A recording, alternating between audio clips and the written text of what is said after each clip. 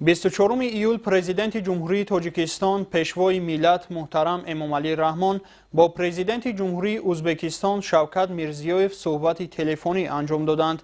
در آغاز صحبت سرور دولت ما پرزیدنت جمهوری ازبکستان را با مناسبت روز تولدشان تبریک گفته به او سلامتی بردوام، نیکواحوالی و در فعالیت دولتیشان کامیابی ها با منفعت مردم برادر ازبکستان آرزو نمودند.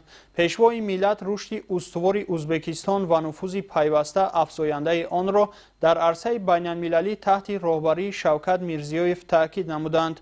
آمادگی جانب‌ها با تلاش‌های منبعده مشترک برای نایل شدن به نتیجه‌های نو در رشد مناسبت‌های شریکی استراتژی و همپیمانی تاجیکستان و ازبکستان تاکید گردید. سران دولت‌های تاجیکستان و ازبکستان همچنین جدول ملاقات و تماس‌ها را در حاشیه چاره‌بینی‌های در پیش ایستاده بین المللی و منطقوی مورد محاکمه قرار دادند.